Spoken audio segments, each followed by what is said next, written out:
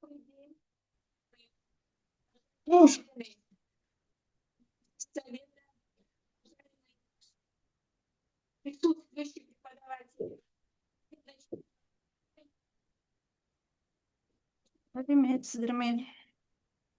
Дмитрий Александрович, приветствую вас. Слышите меня? Алло?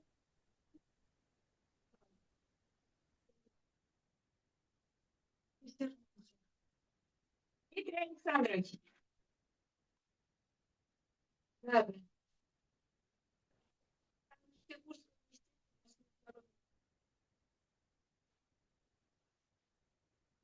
Диссертация кеңес мүшелері. Дауыстарыңыз кішкене жай естіліп тұр. Сәлеметсіздер ме? Естіліп тұр ма бірақ та? Естіледі. Енді естілді, енді жақсы естілді. Естіледі, негізі естілді. Дмитрий Александрович, добрый день.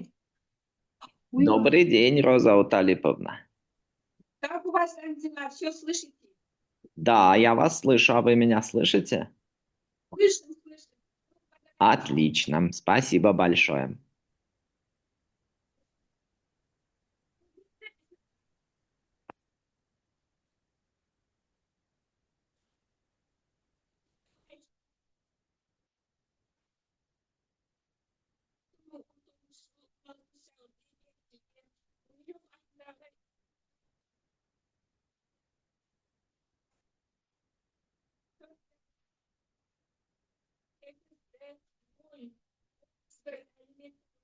Kadrlar dayandırmakta 6.5.2 саясаттану және 6.5.0.1.00 әлеуметтану мамандықтары бойынша диссертациялық кеңес ашылған. Енді құрметті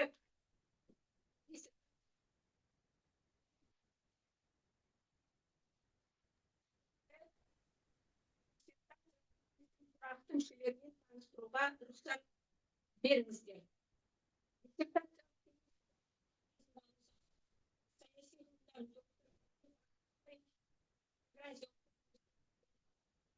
Диссертациялық кеңес төрайымының орынбасары Байгабылов Нұрлан Оралбаевич, философия докторы,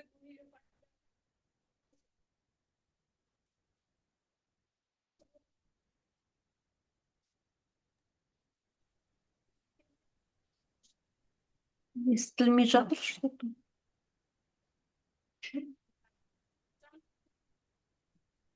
халықаралық қатынас факультетінің кафедрасының доценті. Бізге естілмей жатыр. Естілмей жатыр. Саяси ғылымдарының кандидаты. Николаевич Гумилев атындағы Евразия диссертациялық кеңесінің уақытша мүшелерін таныстырып өтті.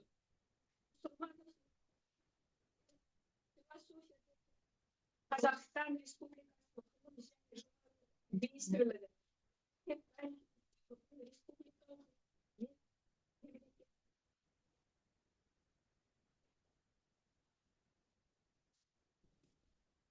Тұрма деп сұрамыз. Естіліп тұр ма? Құрметті диссертациялық мүшелер. Теряется без конца звук. Бірақ былай анда-санда естіледі да, интернеттен болып тұр ғой, интернет нашар болып тұр. От вас все хорошо слышим. Сіздерден естіп жатырмыз. Сіздер бізді естіп отырсыздар ма? Вот енді жақсы естілді.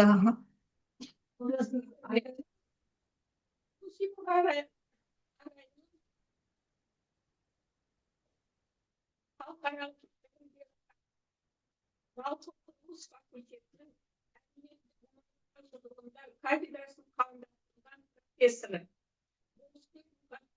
Онлайн қатысып отыр. Болысбек Мұхаммед Әбдіәшімұлы, философия доктор пенсии, Аманат партиясының Астана халықаралық филиалының атқарушы хатшысы. Офлайн қатысып отыр. Ресми реценденттер Алтынбасарова Мейрамгүл Армияновна, саяси ғылымдарының кандидаты, Торайғыров университеті, философия және әлеуметтік ғылымдардың кафедрасының профессоры. Онлайн. Жомарт Құдайбергенович, саяси ғылымдарының докторы, Абай атындағы Қазақ педагогикалық университетінің профессоры, саясаттану және әлеуметтану философия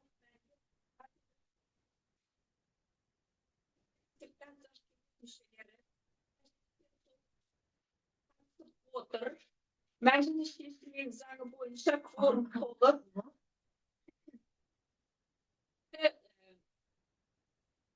мәжіліс жүргізуші кворум бар. Онда мәжіліске бастауға дауыс берейік.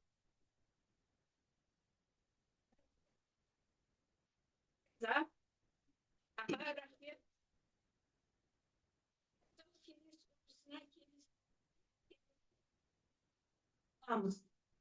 Ғалым хатшыға 5 минут, ғылыми дәреже үміткерлеріне 15 минут, өтініш берушіге сұрақтар 2 минуттан, ғылым дәрежесін үміткердің диссертациялық кеңес мүшелеріне сұрақтарына жауап беру 10 минут, өтініш беруші ғылым отандық кеңесіне 5 минут, ғылым шетелдік кеңесіне сөзі 5 минут, өтініш беруші ресми-рецензенттер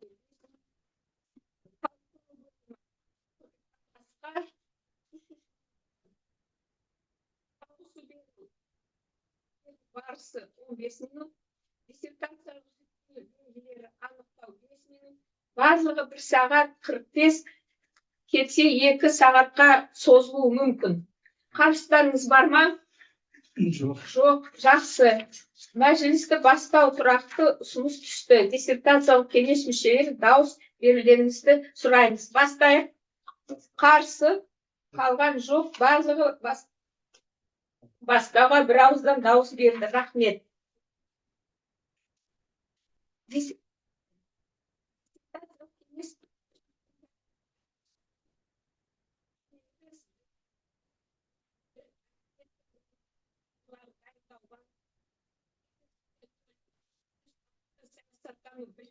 Бағдарламасы бойынша Қалдыбекова Айдана Жаркенбековнаның философия докторы дәрежесін алу үшін дайындаған постшындық қоғамдық санаға идеологиялық әсері, халықаралық тәжірибе және Қазақстан тақырыбындағы қорғауы. Диссертациялық ресми-рецензенттер тіркелген бәрі өткен. Диссертация тақырыбы университетінің ғылыми кеңесінің 21 қазандағы номер 4 хаттамасымен шешіммен бекітілген. Отандық ғылыми кеңесін таныстырып өтейін. Жанпейісова Қарғаш Дәлелханқызы, саяси ғылымдардың кандидаты, Гумилев атындағы Евразия ұлттық университетінің доценті, Астана. Шетелдік ғылым кеңесші Өзбек Синан, философия доктор PhD, профессор Ходжаели университеті, философия кафедрасы меңгерушісі.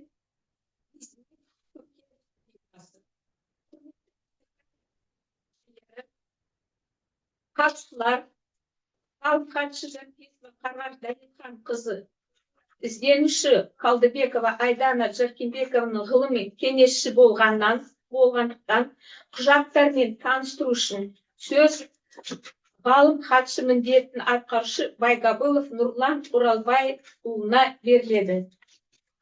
Жақсы, рахмет. Қайырлы күн.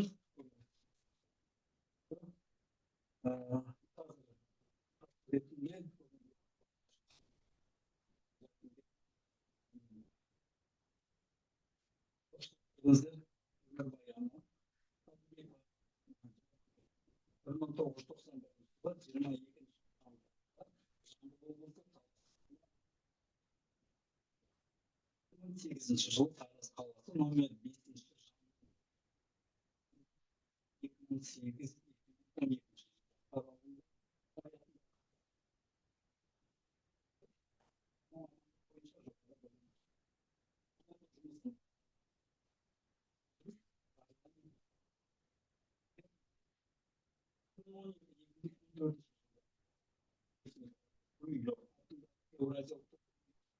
Дінтану мамандығы.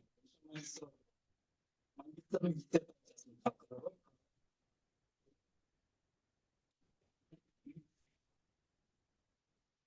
өзінің еңбек жолын 2013 жылы Астана қаласы әкімдігінің дін проблемаларын зерттеу орталығы маманы ретінде 2016-2018 жылы Гумилев атындағы Еуразия ұлттық университетінде оқытушы ретінде қызмет етті. 21 жылы жанды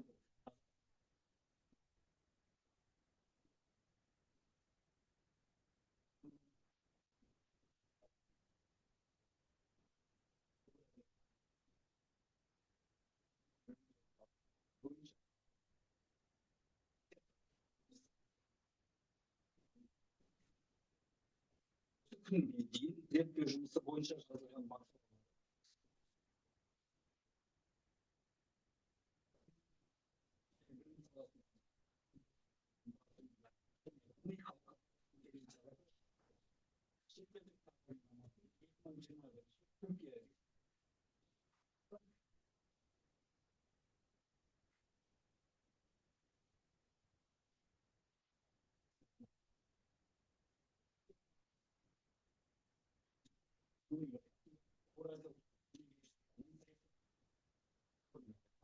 Және 2025 жылы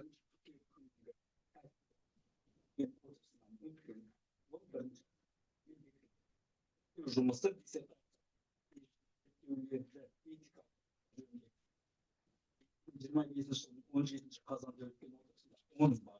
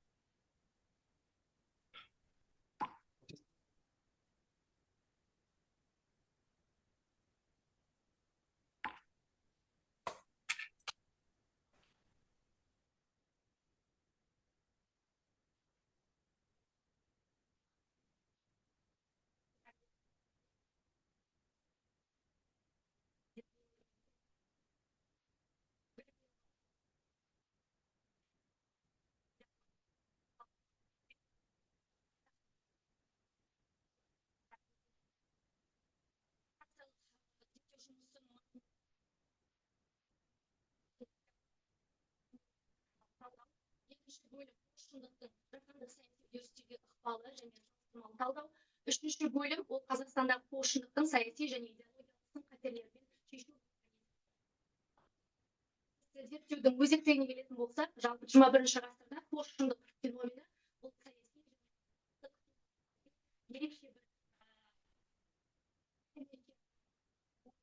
референдум кезінде 2016 жылы ақш сайлауынан кейін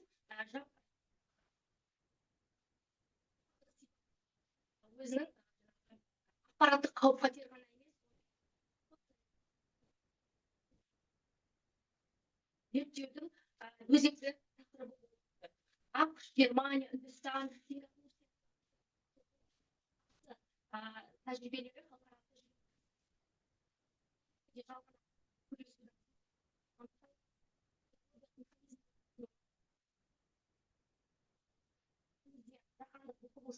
шет қалған жоқ. Көрінісі COVID-19 пандемиясы кезінде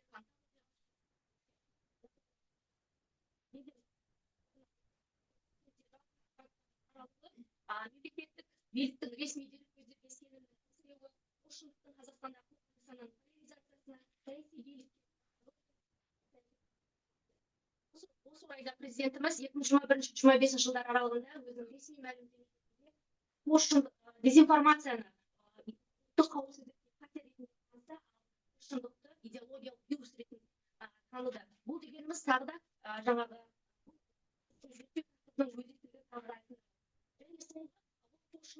пошындық тақырыбы шетелдік ғылыми кеңістікте зерттелгенімен оның теориялық негіздерімен жүйелі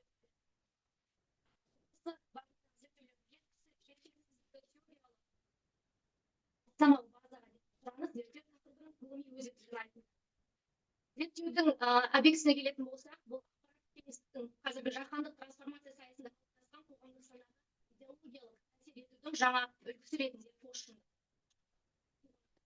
Зерттеудің мақсаты пошындық феноменнің қоғамдық санаға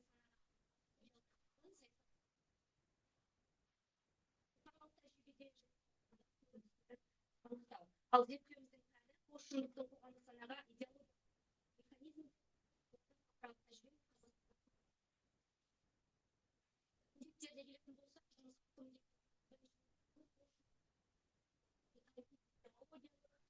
қалыптасуын теориялық негізін және қазіргі дискурстағы саяси орнын талдау және авторлық анықтама ұсыну.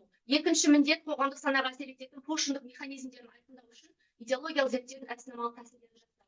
Үшінші міндетіміз пошындықтың жаһандық жаңағы тәжірибелерімен Қазақстандағы көріністерді салыстырмалы талдау және жаңағы тәжірибелерді салыстырмалы оларға қолданылатын институционалдық шараларды сараптау.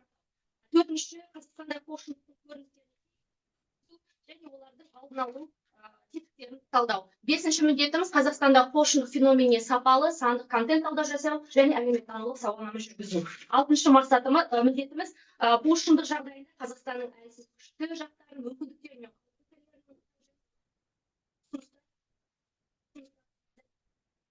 зерттеу деңгейіне келетін болсақ,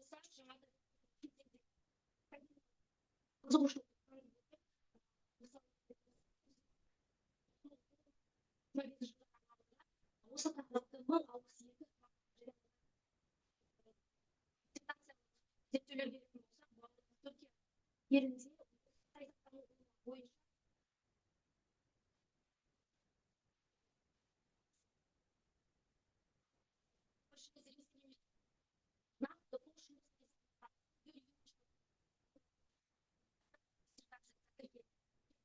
Қазақстанға келетін болсақ, пошындық феномені саясаттану ғылымында зерттеу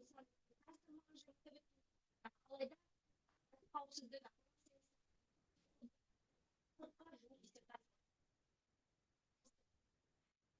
зерттеудің ғылыми гипотезасы бұл пошындық феномен Қазақстанда өздеріне деген сенімнің әлсіреу жағдайында жаңа қалыптасқан жаңа дискурс аясында Қазақстанға рационалды дәлелдерге емес, эмоцияларға, наным сенімдерге және когнитивті бұзылуларға сүйенеді. Зерттеуде бірнеше зерттеу әдістері қолданылды. Бұл салыстырмалы саяси талдау, жүйелі құрылымдық талдау, кейс талдау, сандық сапалы контент талдау, әлеуметтанулық сауалнама және SWOT талдау.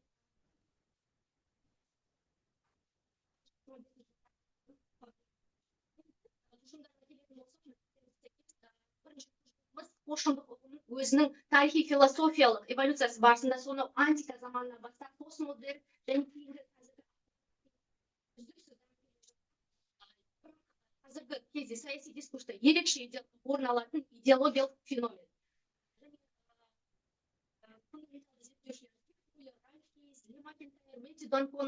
Негізгі еңбектерінің нәтижесінде өзінің авторлық анықтамасын ол бойынша постшындық қоғамдық санаға шындықтың орнын эмоция санада объективті фактілерді идеологиялық мақсатта бұрмалау арқылы саяси легитимдікті қамтамасыз ететін заманауи идеология. Екінші тұжырым ол постшындық дәуірде қоғамдық санаға әсер ететін механизмдерін жіктеу бойынша түрлі құралдары мен механизмдері бар. Мысал келтіретін болсақ, біреуіне жаңа эмоциялық когнитивтік тәсілінен жалған ақпараттар таратылған кезде тұтынушы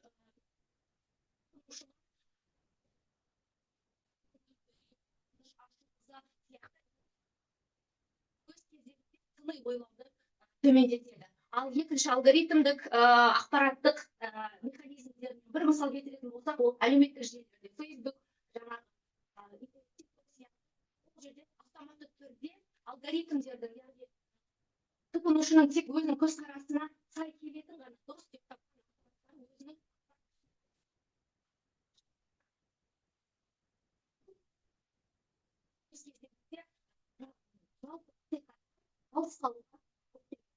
бұның барлығы манипуляция, дипфейк секілді құралдар шындықты әлеуметтік поляризацияны күшейтіп, қоғамдық сананы басқаруға ықпал етеді. Үшінші тұжырымға сәйкес, постшындық жаһандық деңгейдегі тәжірибесі қарастырылды. Бұл жерде жалған ақпарат пен постшындық жалған ақпарат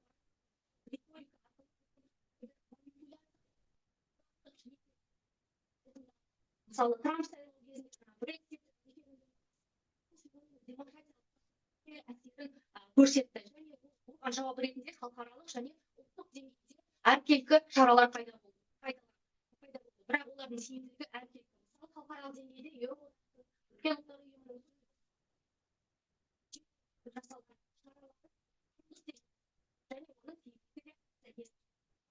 Деңгейдегі жалған күрес мақсатында Германия, Ресей сынды елдерде нақты жалған ақпараттарға күресетін заңдық шаралар және жазалау шаралары енгізілген. Төртінші тұжырымға келетін болса, Қазақстанда постшындықтың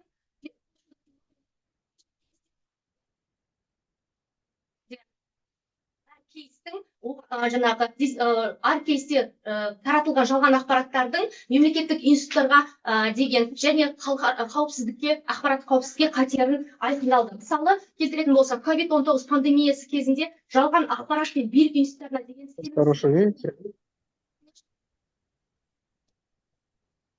әлеуметтік саяси жағдайды тұрақсыздандыру алып келді. Екінші кейсіміз ол қаңтар оқиғасы. Дезинформация, жаппай наразылық, мемлекеттік билікке қарсылық, поляризация алып келді. Үшінші кейсіміз ол атом электр станциясы құрылысына қатысты жалған жаңалықтар билікке сенімсіздікті туғызды. Экологиялық үрей, саяси әлеуметтік дестабилизацияға ықпал етті. Келесі кейсіміз Қазақстан Халқы Ассамблеясының Қазақстанның Ресейге қосылу бойынша референдум болатын жайды жалған жаңалықтар ол қоғамдық ұлтшылдық сенімін оятып, өшпенділік тілін қоздырып, қоғамдық алауыздықты туғызды. Ал бесінші тұжырымымызға сәйкес, Қазақстанда постшындықты қоғамдық пікірге және қоғамдық санаға тікелей әсер ететін фактор ретінде Мысалы келетін болса, COVID-19 кезінде жалған ақпараттар мемлекеттік институттарға сенімсіздік пен қоғамдық поляризацияны күшейтті. Бұл өз кезегінде бірінші суреттегідей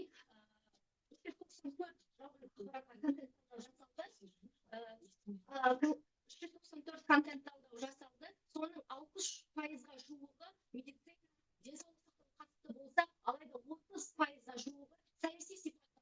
Бұл мемлекеттік билікке қатысты саяси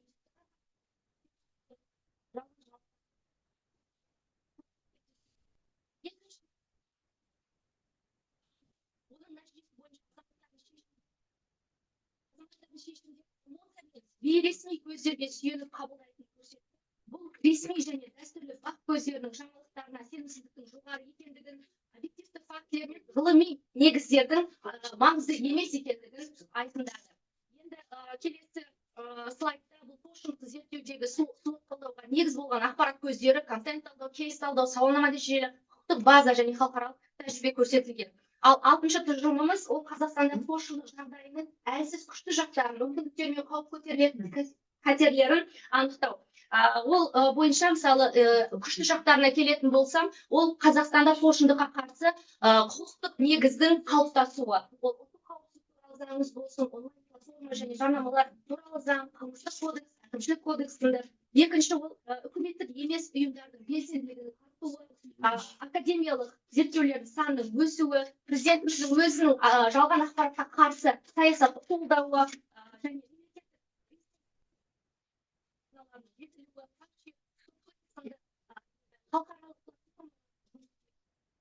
ресурстарына келетін болсақ, бұл ақпараттық дағдарыс кезінде мемлекет органдарының баяу қызмет әрекет етуі, тәуелсіз медианың шектеулігі,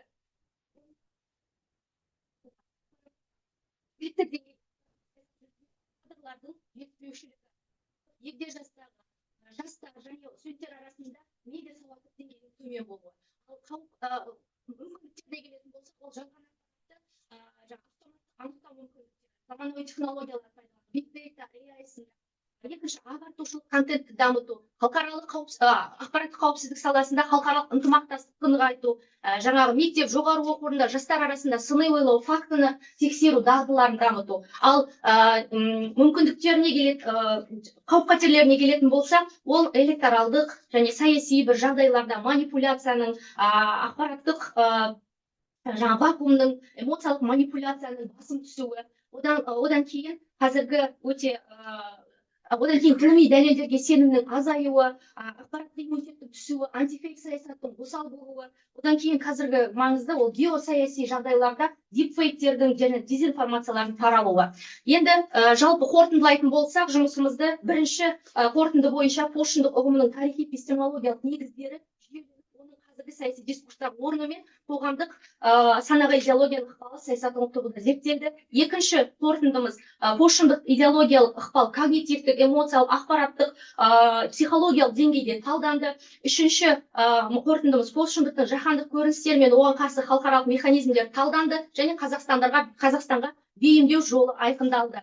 Төртінші қорытынды эмпирикалық зерттеу негізінде Қазақстандағы пошындықтың ерекшеліктері мен ақпараттық қауіпсіздік саясатының осал тұстары анықталды және қоғамдық пікір қалыптасудағы негізгі үрдістер айқындалды. Бесінші қорытынды бойынша COVID-19 және қаңтар оқиғасы контекстінде пошындықтың қоғамдық сана мен саяси тұрақтылыққа әсері зерттелді. Әлеуметтік сауалнаманың нәтижесінде және сот талдау, сапалық санды контент талдау нәтижесінде жалған ақпарат. Алтыншы қорытындымыз Қазақстанда пошындықтың әлсіз күшті жақтары, қатерлері, мүмкіндіктері анықталды, оларға қарсы тұруға ұжымдамалық және саналдық ұсыныстар әзірленді. Енді жалпы қорытындылайтын болсақ, жұмыста пошындық феномен нақты оқиғалар мен заңнамалық негізінде арқылы алғаш рет кешенді түрде қарастырылды. Диссертациямыз өзінің нәтижелері, мақсат міндеттерін орындалды деп санауға болады. Диссертациялық жұмыста ұсынылған гипотеза эмпирикалық зерттеулердің нәтижесінде алынды, дәлелденді және зерттеу нәтижелеріне сүйене отырып, ғылыми қорытынды жасау ұсыныстар берілді. Рахмет назарларыңызға. Рахмет.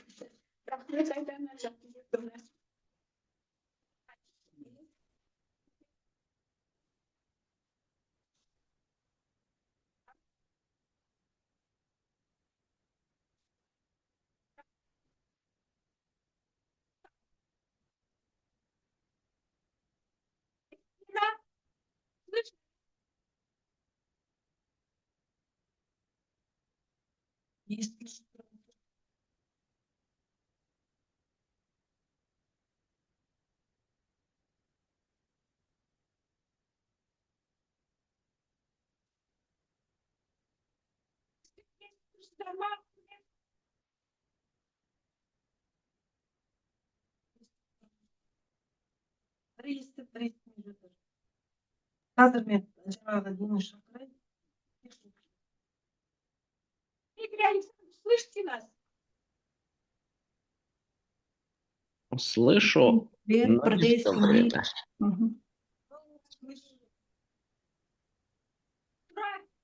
Вопросы, если есть, пожалуйста, Дмитрий Александрович. О. А можете рассказать какой-нибудь самый популярный фейк казахский из эпохи ковида?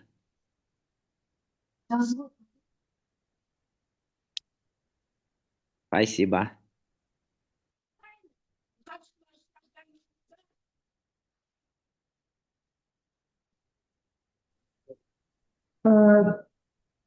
Кешіріңіз, естіліп тұрмын бе? Менде бір сұрақ қойғым келіп отыр. Қазір мысалы Қазақстан контекстінде пошындықты күшейтудің негізгі жалпы факторлар, қандай факторлар өте өзіндік үлкен әсерін тигізеді деп ойлайсыз? Ол медиа жүйе ма, жоқ цифрлық сауат деңгейі ма? Қазіргі таңда енді цифрлық сауат туралы кеттіңіз, немесе жаңағыдай саяси институттардың ерекшелігі ма, осының қайсысын күшейту керек деп ойлайсыз? Рахмет.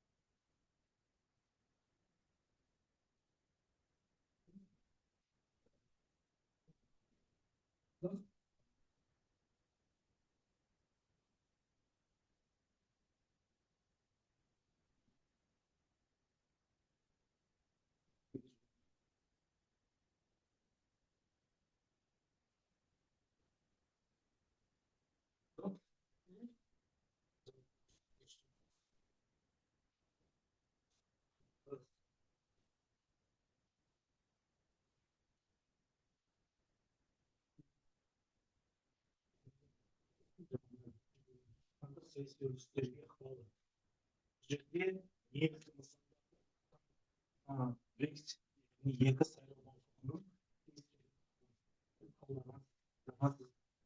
Қазақстанға келген кезде салыстырмалы түрде сіз енді мына Қазақстандағы сайлау науқаны емес, Қазақстандағы өткен мынау ауыр саяси оқиғаларды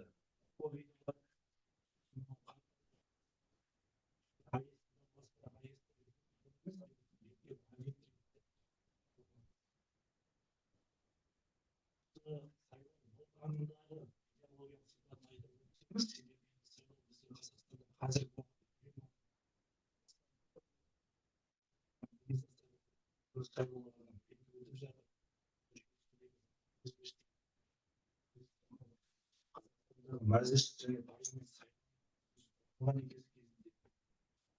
сайлауынан айтып өтсеңіз, сосын тағы да бір мына жерде қарап отырсақ, мына Трамптың 2016 жылғы сайлау. Енді одан кейін бір айдан кейін 10 жыл болады.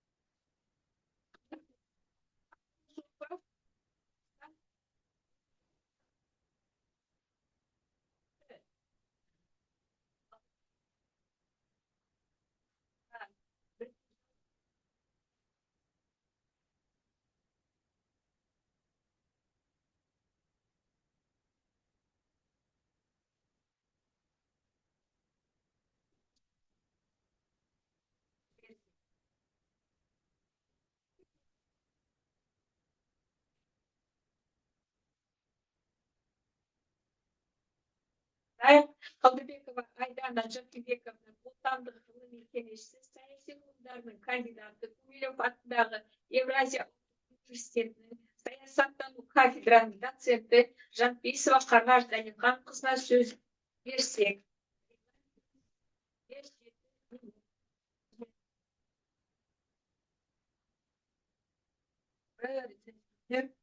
Философия докторы дәрежесін алу үшін 8-03-106 саясаттану білім беру бағдарламасы бойынша орындалған постшындықтың қоғамдық санаға идеологиялық әсері, халықаралық тәжірибе және Қазақстан тақырыбындағы Қалдыбекова Айдана Жаркембековнаның диссертациясына ғылыми кеңесші.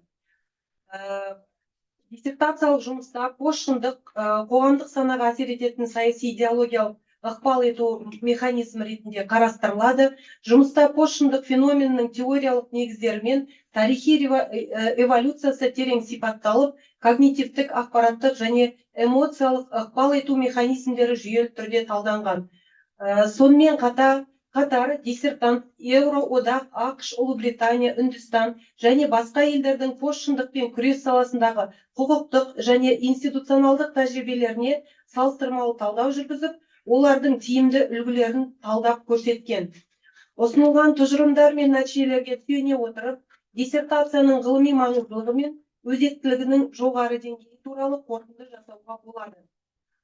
Диссертацияның теориялық әдіснамалық негіздемесіне келетін болсақ, постшындық феноменін, оның идеологиялық ықпалын талдауда, сондай-ақ оларды зерттеудің негізгі теориялық тәсілдерін зерттеу барысында автор постшындық ұғымының шығуын, оның саяси дискурстағы эволюциясы мен идеологиялық трансформациясын жан-жақты зерделей отырып, Стив Фуллер, Лик МакИнтайр, Ханна Аренд, тағы басқа зерттеушілердің теориялық еңбектерін зерттеуге түйінген.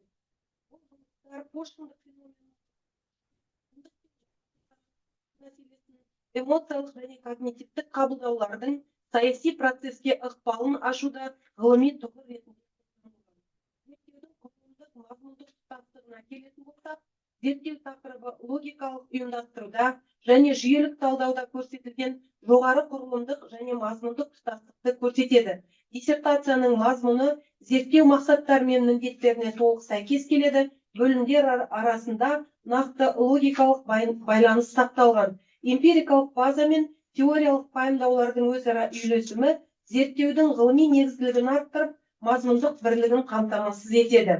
Алынған нәтижелерді негіздеуге автордың көзқарасы. Авторы теориялық методологиялық ақпарат, постшындық идеология және қоғамдық санаға ықпал етудің саяси идеологиялық механизмдер ұғымдарын қамтып, олардың философиялық, когнитивтік, медиа-коммуникациялық аспектілер тұрғысынан жан-жақты қарастырады.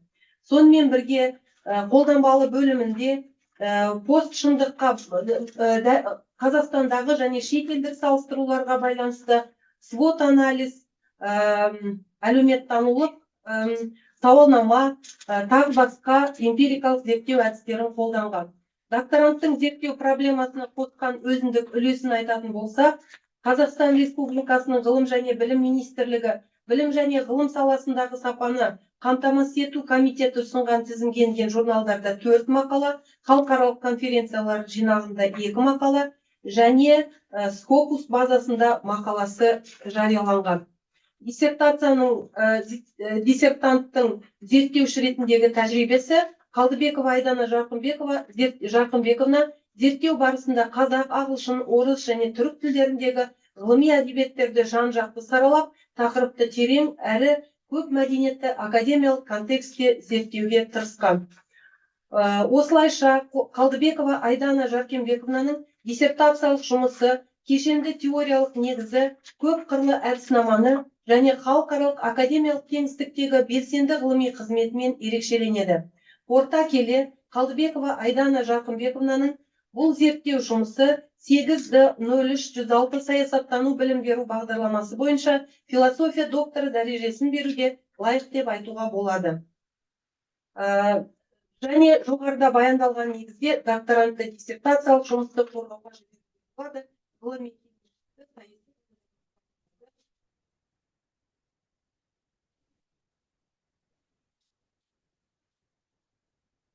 Айдананың бірнеше тілдерді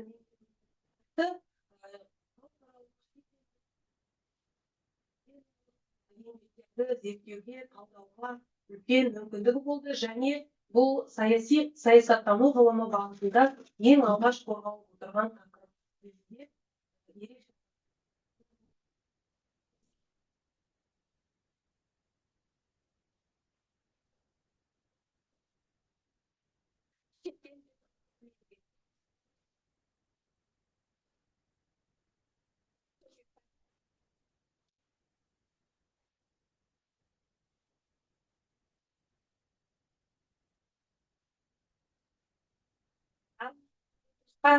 қатыса алмады.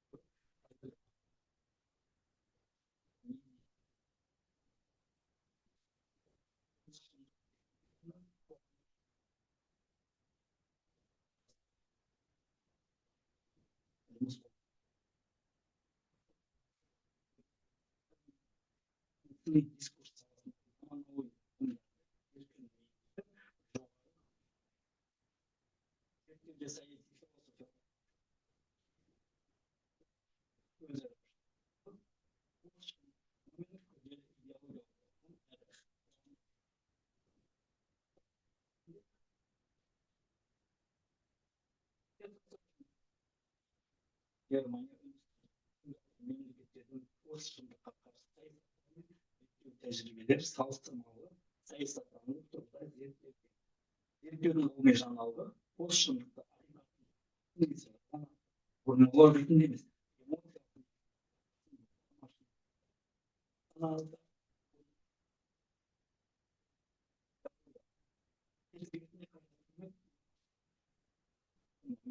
шынайы деректерді емес қорқыныш, ашу, қайғы, жанашырлық пен мақтаныш сияқты эмоцияларды алдыңғы қатарға шығара отырып ақпаратты қабылдау мен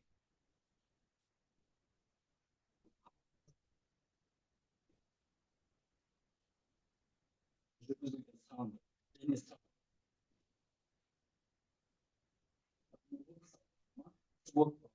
сондай нақты саяси оқиғалар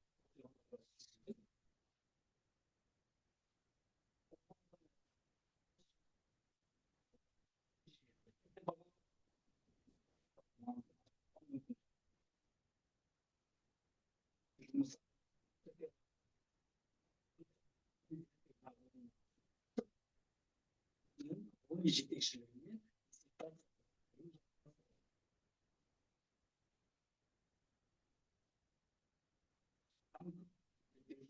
белсенді және терең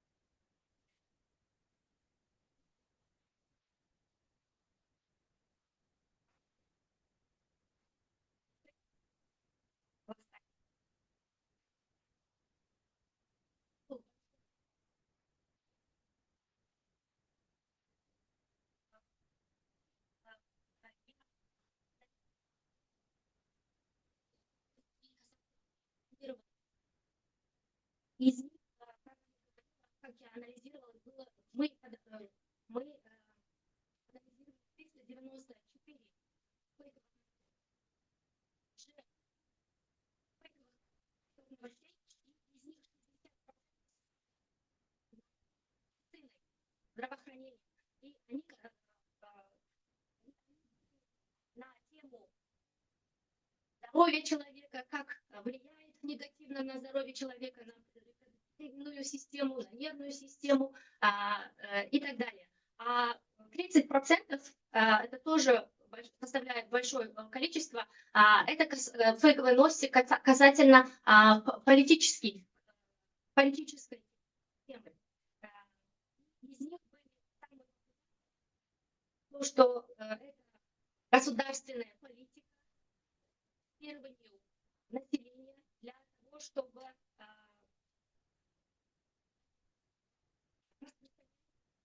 государственную политику были касательно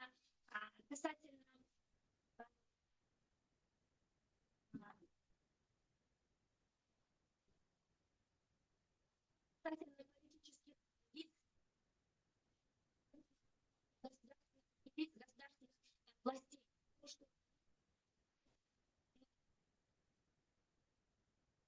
Спасибо за ваш вопрос. Надеюсь, я ответила. Следующий вопрос. Арайлым Умурхаджаевна, сіздің сұрағыңызға тұжырымдамалар және қандай шараларды күшейту қажет деген сұрақ. Бұл сұраққа түрлі бағыттар бар, шараларды бұл жерде мемлекеттік биліктің заң органдарына, министрліктерге қатысты жаңағы ақпараттық қауіпсіздікті, ақпараттық саясатты жүргізу бойынша шаралары.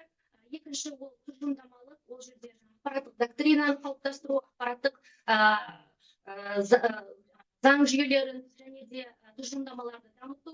Ал үшінші ол азаматтық, яғни бастамашылық қоғам арасындағы білімді дағдыларды қалыптастыру, медиа сауаттылық, сыни ойлау сынды дағдыларды дамыту бойынша түрлі ағартушылық контенттер, жаңағы ағартушылық жаңағы іс-шараларды ұйымдастыру деп айтқым келеді. Ал үшінші келесі сұрақ бойынша, ол Нұрбек Серікұлы, сіздің сұрағыңыз болашақтағы жаңағы қандай Қазақстанда қандай тұжырымдама ұсынасыз болашақтағы. Бұл жерде енді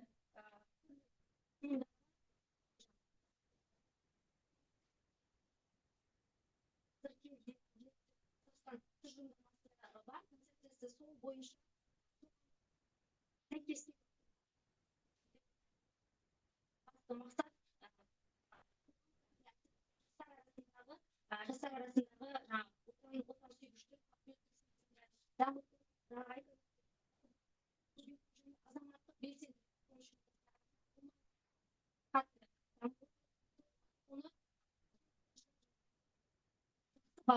оң бағыт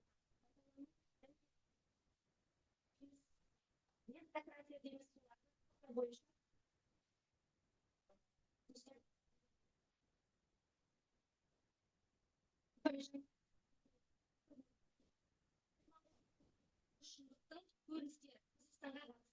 Қазақстанға қатысты сайлау кезінде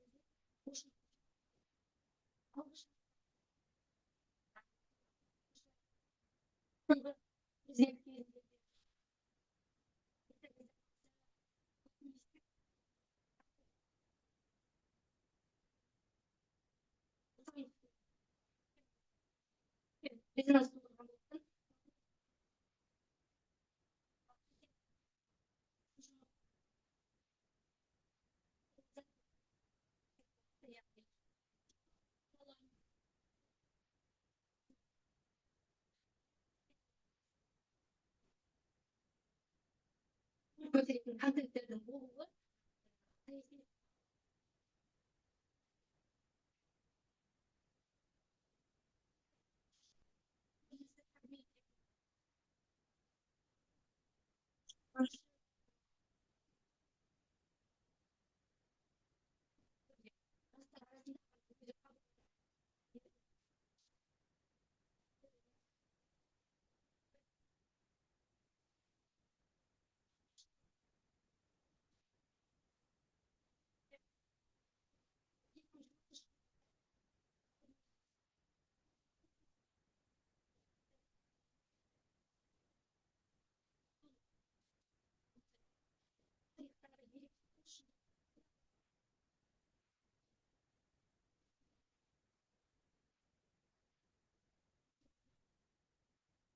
сөзінен ең көп қаралған, ең көп ізделген, ең талданған сөз болып табылады. Сондықтан Трамптың өте көп bir ay.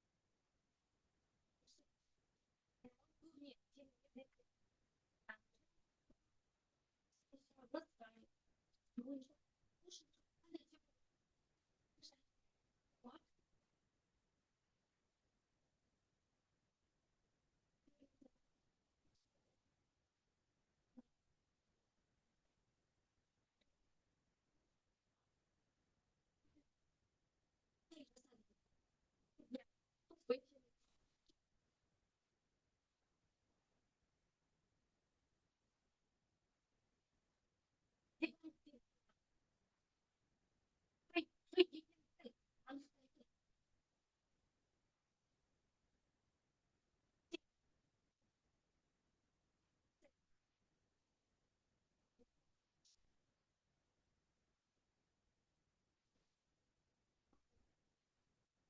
olsun, video olsun, foto olsun.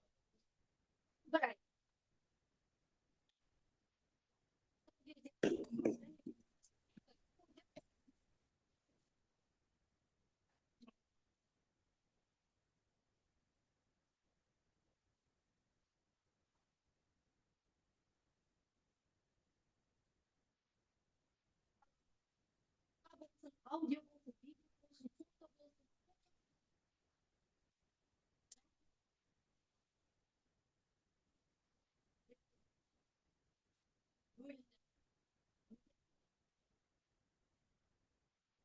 көтеретін де болды. Қылмысқа қатысты көбіне ал әлеуметтік сауалнама бойынша қалай жүргізілді? Бұл жерде 18 жастан азаматтар қатысты бұл сауалнамаға. Сауалнаманың сұрағын Қосылды.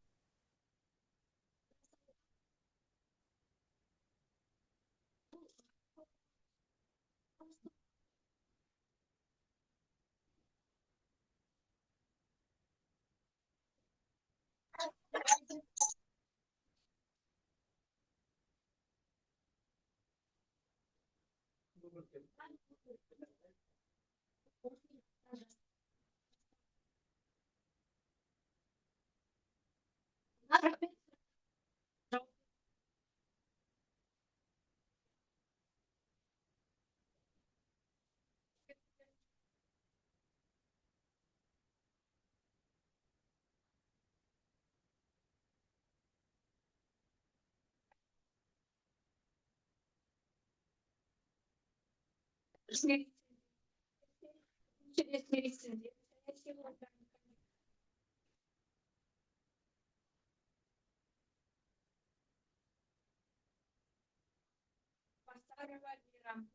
Армияновнаға сөз берсек.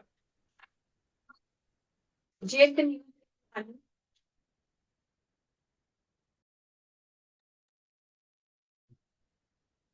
Естіледі ме?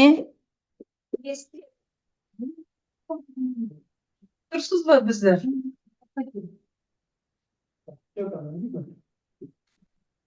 Біз оларды жақсы естиміз. Миражгүл Армияновна, сіз бізді естіп тұрсыз ба? Вот естілді енді. Ага. Оқи беріңіз. Естіледі ғой да?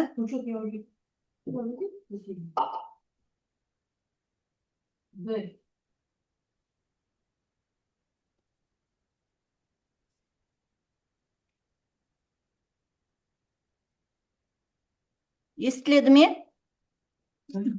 Естіледі, айта беріңіз. Ага. Сәлеметсіздер ме? Құрметті диссертациялық кеңес төрайымы және диссертациялық кеңес мүшелері. Бұл пікір алдын ала жарияланғандықтан, мен енді бүгін қысқаша мәлімдеп берейін. Қалдыбекова Айдана Жаркынбековна 8.03.106 саясаттану білім беру бағдарламасы бойынша философия докторы PhD дәрежесін алу үшін дайындалған постшындықтың қоғамдық санаға идеологиялық әсері, халықаралық тәжірибе және Қазақстан тақырыбындағы диссертациялық жұмысына ресми рецензенттің пікірі. Зерттеу нәтижелері мемлекеттік органдар мен ғылыми зерттеу орталықтары үшін практикалық маңызға ие бола алады. Диссертациялық жұмыс 8.03.106 саясаттану білім беру бағдарламасы бойынша ұсынылған. Зерттеу постшындық феноменінің қоғамдық санаға және идеологиялық процестерге әсерін кешенді тұрғыда қарастырады. Бұл тақырып қазіргі саясаттану ғылымында жаңа әрі өзекті бағыттардың бірі болып табылады және ғылымға елеулі үлес қосады. Автор халықаралық және ұлттық деңгейдегі постшындық жағдайларын салыстырмалы талдау арқылы жан-жақты зерттеген. Диссертациялық жұмысты жазу барысында Қалдыбекова жұмысын өзі жазу қағидатын жоғары сақтаған. Зерттеу жұмысы дербес орындалған және өзекті тақырыпты қозғаған. Автордың жұмысы отандық саясаттану ғылымына және осы саладағы мемлекеттік саясаттың дамуына қосатын үлесі зор деп бағалауға болады. Жұмыстың өзектілігі Қазақстан Республикасының президенті Қасым-Жомарт Тоқаевтың жолдауларында және мемлекеттік стратегиялық құжаттарында айтылған. Ақпараттық саясатты жетілдіру, медиа сауаттылықты арттыру, ұлттық бірегейлікті нығайту және ақпараттық қауіпсіздікті қамтамасыз ету міндеттерімен тікелей үйлеседі. Диссертациялық жұмыстың мазмұны тақырыбына толықтай сәйкес, автор зерттеудің нәтижесіне сүйене отырып қорытындылайды және зерттеу нәтижелерін практикалық қолдану бойынша ұсыныстар береді. Диссертациялық зерттеудің мақсаты мен міндеттері қойылған тақырыпқа толық сәйкес келеді. Диссертациялық жұмыс құрылымы ғылыми логика мен жүйелік принциптеріне негізделе отырып жасалған. Зерттеу бөлімдерінің мазмұны бір-бірімен өзара байланысқан және әрқайсысы жалпы мақсатқа жетуге бағытталған. Бұған дейін отандық саясаттану ғылымында постшындық ұғымы көбінесе философиялық және ақпараттық контекстте қарастырылған болса, бұл диссертация оны қоғамдық санаға идеологиялық әсер ету факторы ретінде қарастырады. Зерттеу нәтижелері толығымен жаңа болып табылады және қазіргі саясаттану ғылымына теориялық әрі практикалық тұрғыда елеулі үлес қосады. Диссертациялық жұмыста көрсетілген ғылыми нәтижелер мен қағидаттар жаңа және ерекше сипатқа ие.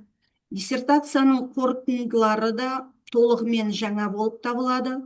Саясаттану ғылымындағы теориялық және қолданбалы зерттеулер үшін жаңа бағыт ұсынады және ақпараттық саясатты зерттеуде ғылыми негіз ретінде қызмет ете алады.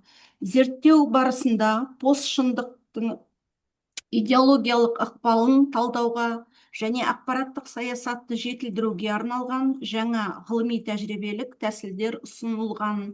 Бұл тәсілдер өзектілігімен және негізділігімен ерекшеленеді. Сондықтан зерттеу нәтижелері толығымен жаңа болып табылады.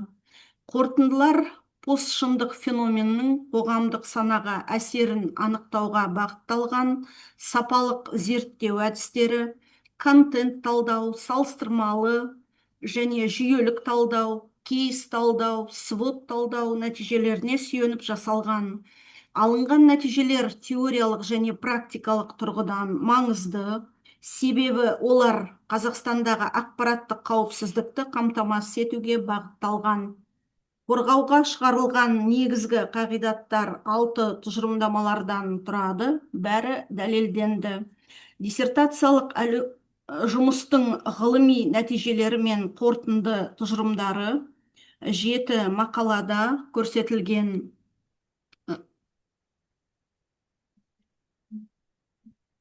Сонымен қатар постшындық феноменнің идеологиялық және ақпараттық ықпал ету ерекшеліктерін зерттеген отандық және шетелдік ғалымдардың еңбектері бұл қорытындылардың ғылыми дәлдігін растайды.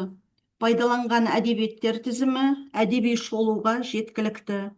Зерттеу жұмысының теориялық маңызы жоғары. Алынған нәтижелер идеологиялық ықпал ету мен ақпараттық қауіпсіздік мәселелерін саясаттану ғылымының қазіргі теориялық негіздерімен байланыстыра отырып, осы саладағы ғылыми білімді тереңдетеді.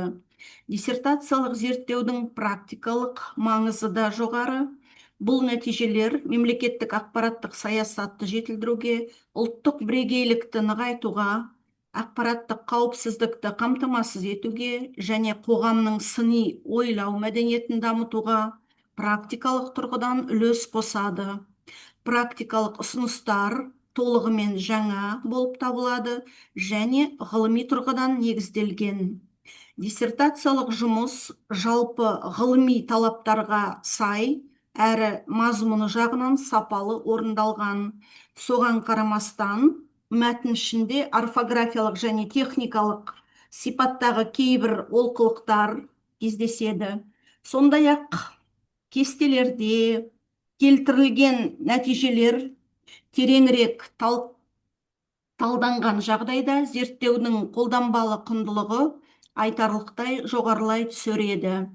Бұл ескертулер жұмыстың ғылыми деңгейіне әсер етпейді және олардың болашақта ескерілетініне сенім артамыз.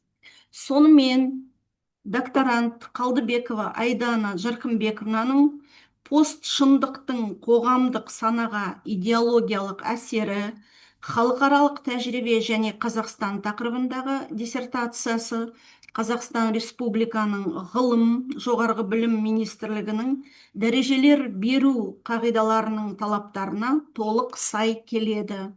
Жоғарыда айтылғандарды негізге ала отырып, Қалдыбекова Айдана Жарқынбековнаны 8D0306 саясаттану білім беру бағдарламасы бойынша философия докторы PhD дәрежесін алу үшін лайықты деп есептеймін. Ресми рецензент Торайғыров университетінің философия және әлеуметтік ғылымдар кафедрасының профессоры, саяси ғылымдарының кандидаты Алтыбасарова Мейрамгүл Армияновна. Назарларыңызға рахмет.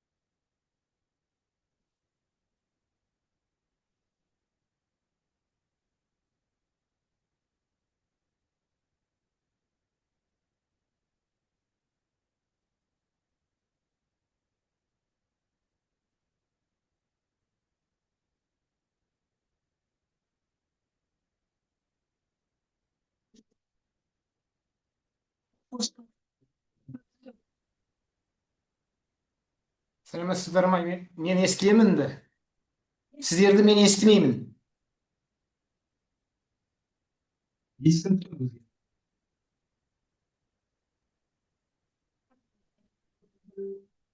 Сіз естіліп тұрсыз, иә. Құрметті диссертация мүшелері, Қалдыбаева Айдана Жарқынбековнаның 8D0306 саясаттану білім беру бағдарламасы бойынша философия докторы дәрежесін алу үшін дайындалған постшындықтың қоғамдық санаға идеологиялық әсері, халықаралық тәжірибе Қазақстан тақырыбындағы диссертациялық жұмысына берілген пікір жалпы сайтта тұр, ашық достықта. Онда 1-ден 13-ке дейінгі аралықтағы критерий бойынша жауап берілген. Мүмкіндігінше мен қысқартып сол критерийлердің бастысына тоқталып өткенді жөн көріп отырмын. Диссертация тақырыбының ғылымның даму бағыттарына және немесе мемлекеттік бағдарламаларға сәйкес болуы, бұл постшындық қоғамдық санаға идеологиялық әсері, халықаралық тәжірибе және Қазақстан тақырыбындағы диссертациялық жұмыс бұл бағдарламаларға сәйкес келеді. Және екіншіден, ғылымға маңыздылығы мәселесіне тоқталатын болсақ, бұл жұмыс ғылымға елеулі түрде үлес қосады, оның маңыздылығы нақты айқындалған және ол диссертациялық жұмыстың қолжазбасында дәлелденген. Үшіншісі, өзі жазу принципі. Диссертациялық жұмыстың жазу деңгейі авторлық өзінің почеркі көрсетілген, көрінеді, байқалады және жазылуының деңгейін жоғары деп бағалауға болады. Ал ішкі бірлік принципіне тоқталатын болсақ, диссертацияның өзектілігінің негіздемесі толықтай негізделген, нақты және жоғары деңгейде екендігін айтып өткеніміз жөн. 4-2 диссертацияның мазмұны диссертация тақырыбын айқындай алады ма? Айқындай алады. Бұл жөнінде жалпы критерийде нақты көрсетілген, диссертацияның құрылымы мен мазмұнына және мақсаттары мен міндеттеріне сәйкес келетіндігі жөнінде кеңірек жазылған. 4-3 мақсаты мен міндеттер диссертация тақырыбына сәйкес келеді ме? Әрине сәйкес келеді. Оны 6 позициядан алып дәлелдеп, постшындық жағдайындағы саяси тұрақтылықты қамтамасыз етуге бағытталған тұжырымдамалық тәсілдер мен институционалдық негіздіктегі ұсыныстардың барлығы көрсетілгендігін айтуымызға болады. 4-4 толық диссертацияның бөлімдері мен құрылымы логикалық дәрежесі қандай? Толықтай байланысқан және бұл жерде 4-5 автор ұсынған шешімдер дәлелденген және белгілі бір шешімдерді салыстырып бағалаған сыни талдаудың бар екендігін көрсетеді. 5-ден жаңашылдық принципі. Бұл диссертацияның алынған нәтижелер мен қағидаттарды оқып шығып талдап қарастырған кезде толығымен жаңа деп сенімді түрде айтуға болады. Диссертацияның қорытындылары толығымен жаңа, технологиялық, экономикалық немесе басқару шешімдері негізделген. Сондықтан да бұл диссертациялық жұмыс өте қажетті болып табылады. Дегенмен автордың ұстанған идеологиялық қауіпсіздік пен ақпараттық тұрақтылықты қамтамасыз етуге арналған басқарушылық институционалдық тәсілдер жаңа әрі ғылыми тұрғыдан негізделген. Постшындық жағдайында мемлекеттік ақпараттық саясатты жетілдіру жөнінде бұл ұсыныстар отандық зерттеулерде алғаш рет жүйеленгендігін байқауымызға болады. Негізгі қорытындылары, барлық қорытындылар ғылыми тұрғыдан қарағанда ауқымды дәлелдемелерде негізделген. 7-ші, қорғауға шығарылған негізгі қағидаттар дәлелді. Бұл постшындық феномені шындық пен жалғандықтың, факті мен пікірдің арасындағы шекарасы жойылған эмоциялық қабылдау мен субъективті сенім, қоғамдық пікір мен саяси шешім қабылдауға шешуші әсер ететін заманауи идеологиялық құбылыс ретінде тұжырымдама жасалған. Бұл тұжырымдамалары жаңа және сонымен қатар қолдану деңгейі кең. Ол мақалаларда бұл жұмыс толықтай дәлелденген. 8-ші, әдістеменің таңдау негізделген немесе әдіснама нақты жазылған. Бұл эмпирикалық база ретіндегі платформаларда 394 жалған ақпараттың контент талдауы мен 24 жылғы онлайн сауалнама нәтижелерінен алынғандығы бұл жұмыстың дереккөздер мен ұсынылған ақпараттардың дәйектілігін көрсете алады. Диссертацияның нәтижелері компьютерлік технологиялар қолданылған және интерпретациялау әдістемелерін пайдалана отырып алынғаны көрініп тұр. Оны дәлелдеп жатудың қажеті жоқ. Теориялық қорытындылар, модельдер, анықталған өзара байланыстар және заңдылықтар эксперименттік зерттеулермен дәлелденген және расталынған. Сондықтан да бұл диссертациялық жұмыстың дәйектілік принципінің жоғары екендігін айтуымыз керек. 9-шыдан практикалық құндылық принципі.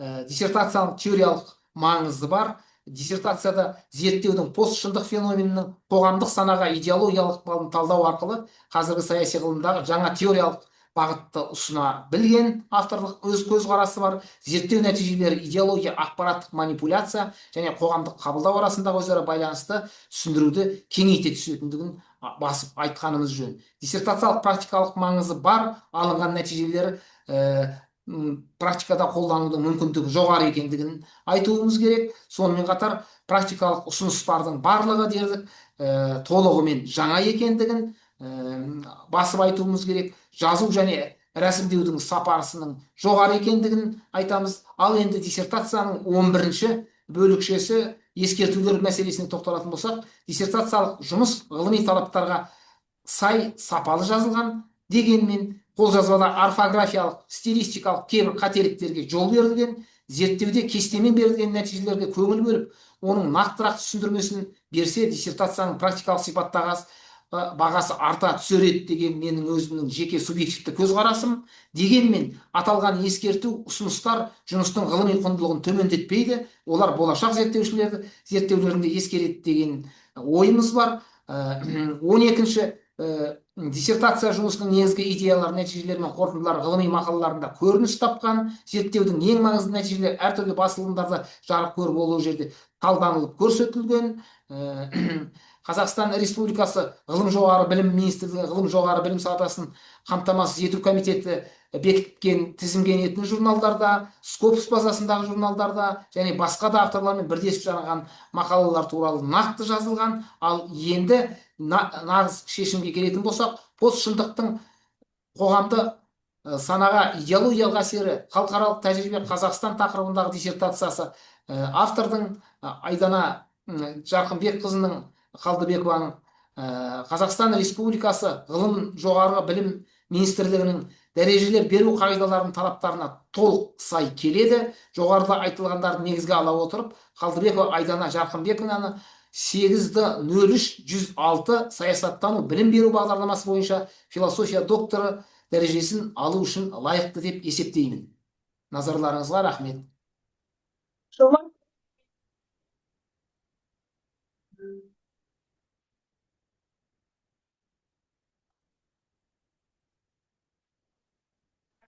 беру үшін Айдана Жарқынбековаға сөз берді.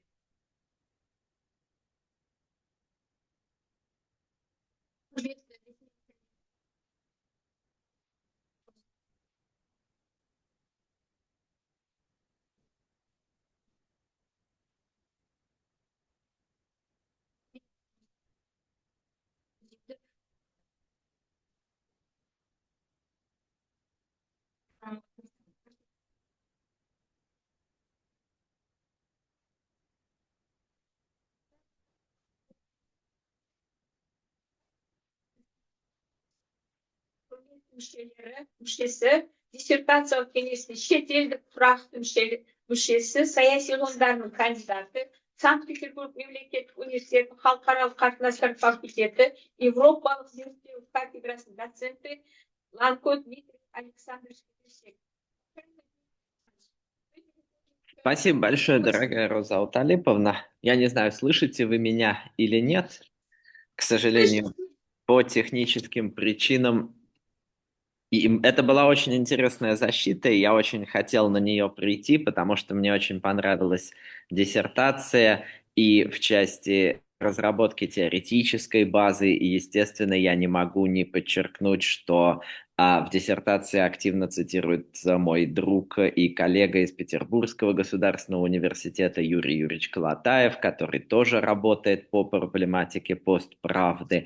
Вот. И, естественно, хотелось услышать вот эти вот замечательные истории, которые показывают всю особенности того мира, в котором мы живем, и которые мы должны принимать во внимание для того, чтобы наша политика и впредь служила целям и задачам, которые стоят перед нашим обществом, а не превращалась в бесконечное обсуждение событий, которых на самом деле так и не происходило.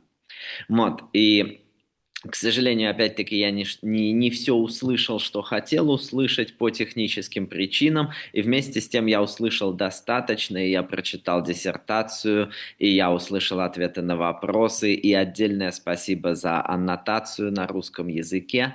Вот, я считаю, что это сильное, завершенное, самостоятельное научное исследование, выполненное на высоком теоретическом и методологическом и в общем и целом профессиональном уровне.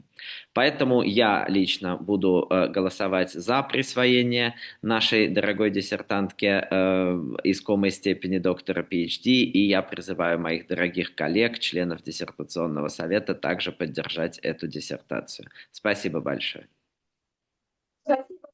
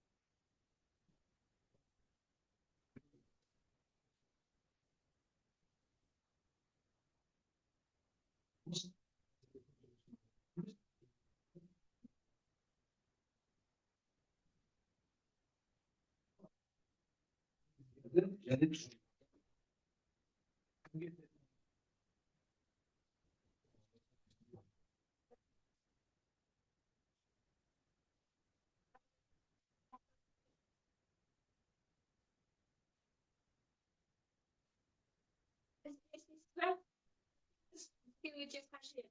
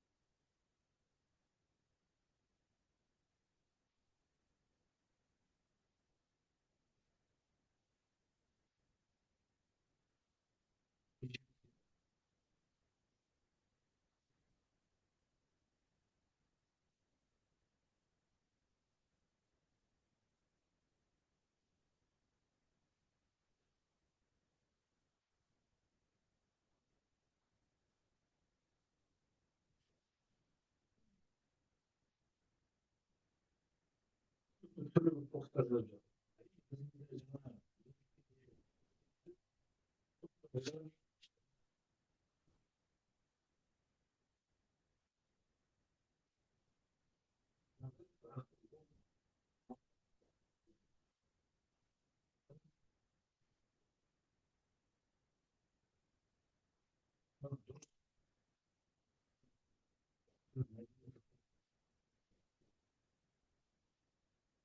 Негізі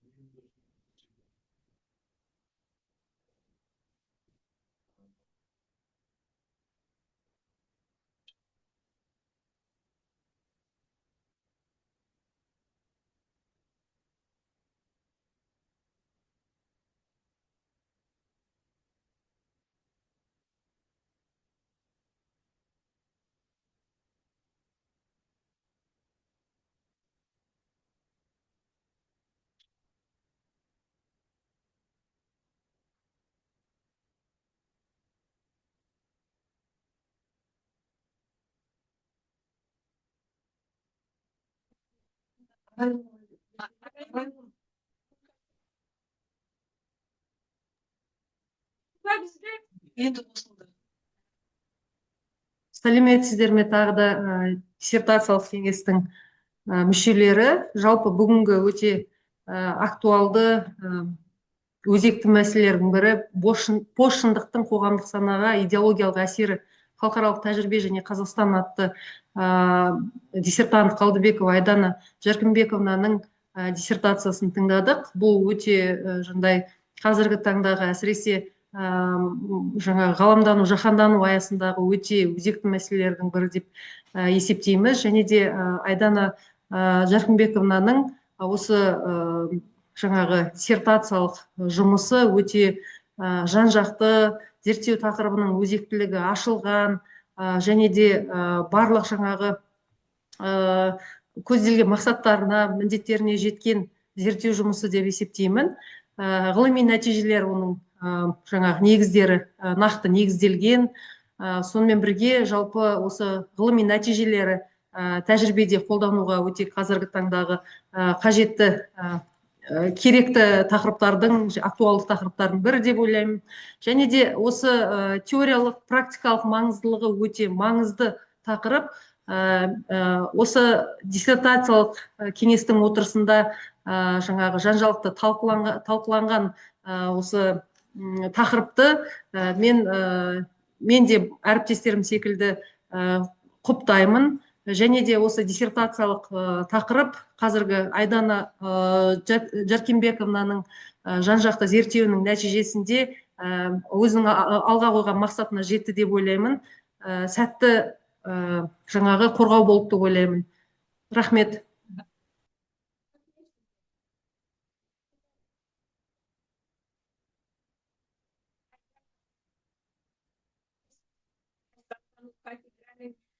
түлегі деп айтуға болады. Өйткені бакалавр, магистратура, не докторантураға дейін үлкен дәрежемен келіп отыр.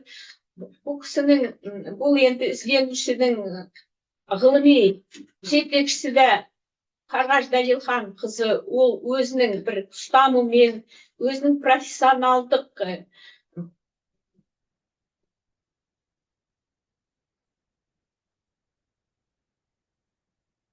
жетекшілігіменен, оның методикасымен жазылған өте сапалы диссертация деп санауға болады.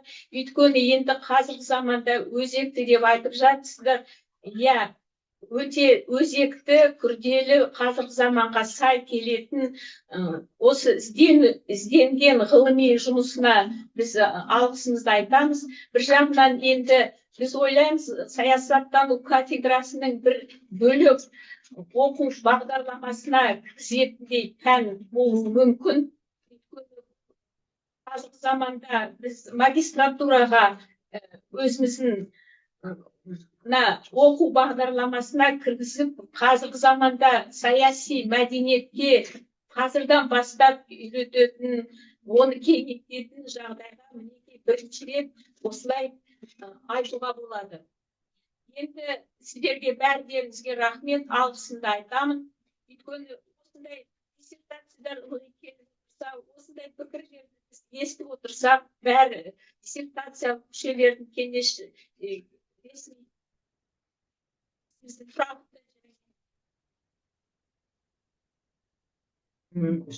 уақытша мүшелеріне алғысымды айтамыз.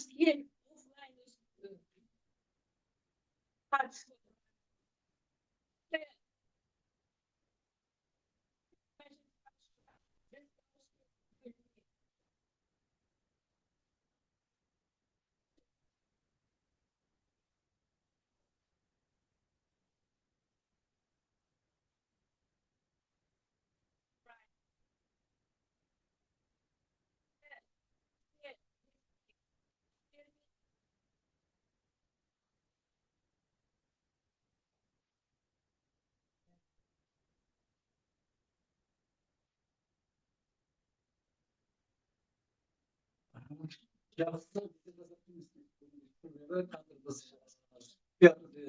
дауыс беруге көшеміз.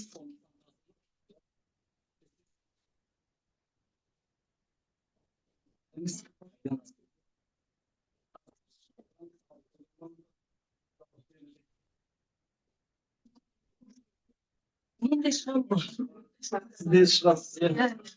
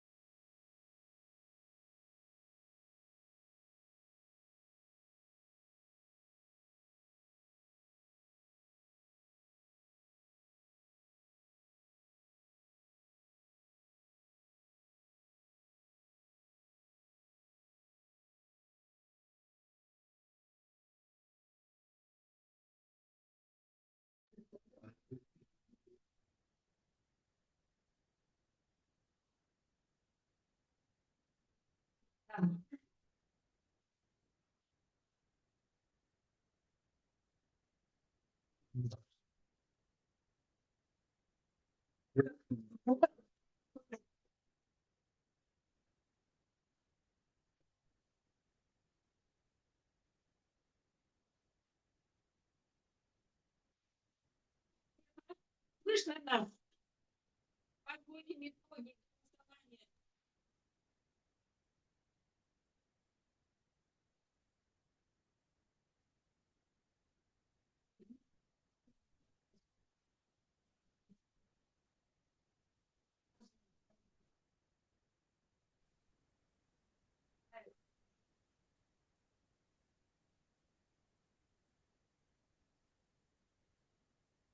Слышите?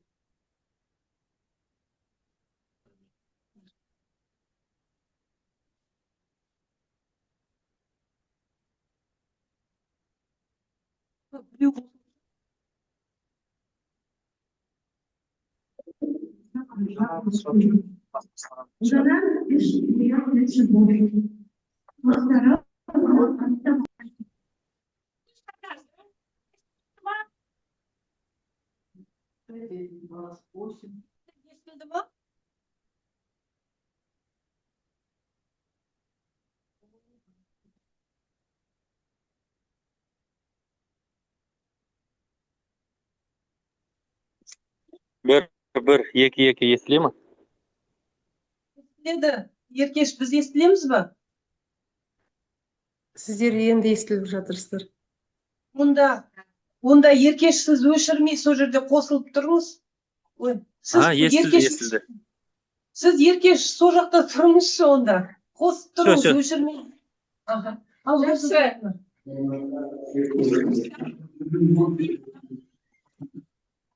Дауыс беру қорытындысын жариялау үшін хатшыға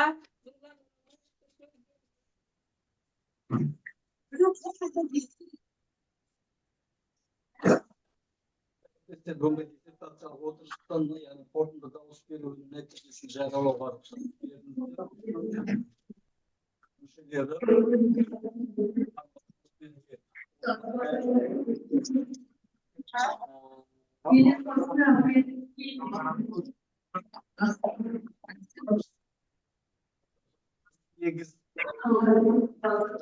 Саламатсыз, қалайсыз?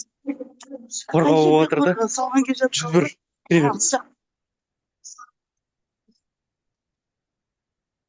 Қорытынды бойынша, яғни барлық дауыс, 8 дауыста, яғни диссертациялық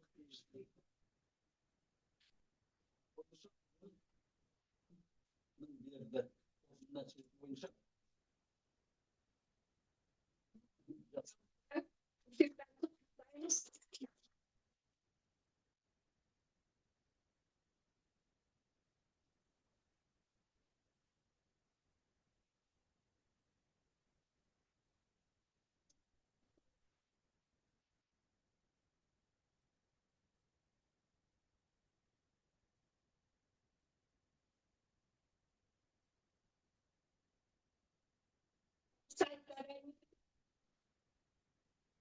әр мүшеге жіберді танысу үшін WhatsApp-қа.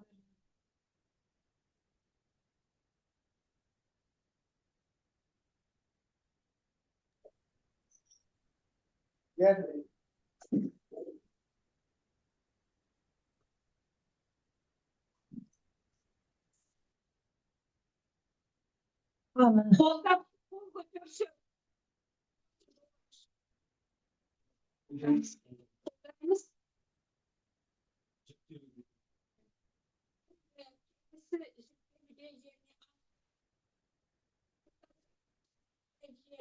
сегіз бір диссертация нәтижелерінің сипаты 8.1.1 теориялық ережелер олардың жиынтық тиісті ғылыми бағыт бойынша жаңа ірі жетістік ретінде саралауға жатады. 8.1.2 маңызды әлеуметтік мәдени экономика немесе саяси маңызы бар ғылым мәселесini шешу. 8.1.3 ғылыми негізделген техникалық, экономикалық және технологиялық шешімдері, оларды енгізу ғылыми техникалық прогресті елеулі үлес қосады. Сіздердің пікірлеріңіз 8, 1, 2. Оның емесін шешіп. Иә. Әлеуметтік, экономия немесе саяси маңызы бар ғылым мәселелер шешу. Осыған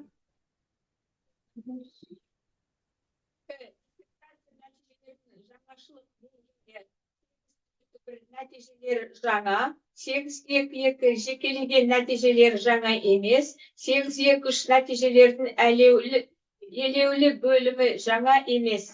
8-2-1. Онлайн 8-2-1. нәтижелер жаңа. жақсы қабылданды. 8-2-1 нәтижелері жаңа. 8-3 диссертация нәтижелерінің құндылығы 8-3-1 жоғары, 8-3-2 қанағаттандырылық, 8-3-3 қанағаттандырылық емес. 8-3-1 жоғары қабылданды. 8-4 диссертация тақырыбының жоспар зерттеумен байланысы. 8-4-1 тақырыбы мемлекеттік және өнерлік ғылыми және ғылыми техникалық бағдарламалар немесе халықаралық зерттеу бағдарламаларына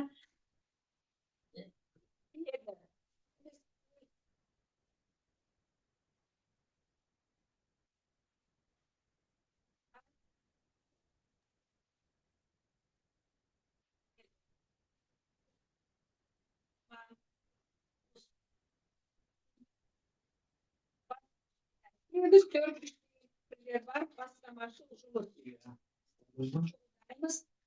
8-5 қолданбалы маңызы және пайдалану бойынша жұмыстарды диссертация нәтиже енгізу деңгейі.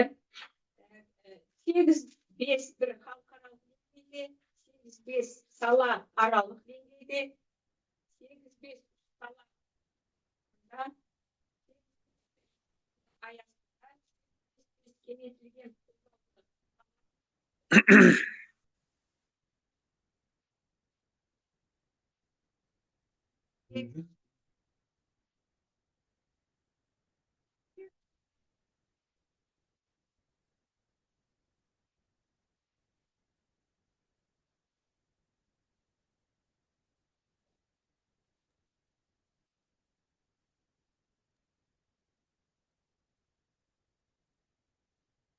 Жақсы. қабылданды. Сөзді ізденуші айдан берсек.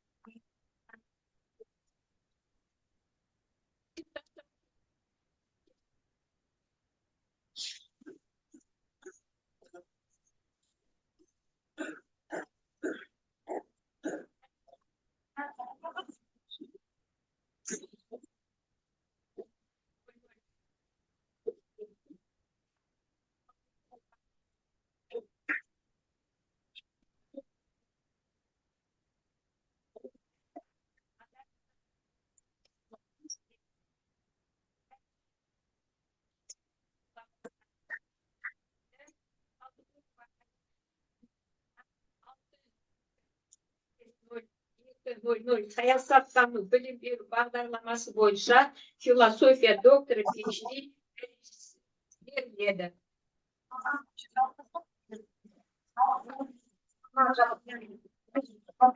Закройте, чтобы книжки не тащили. А это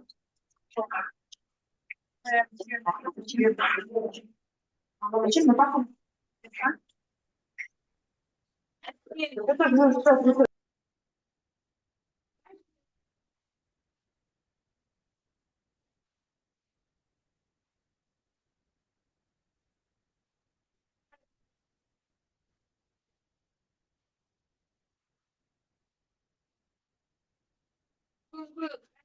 Bir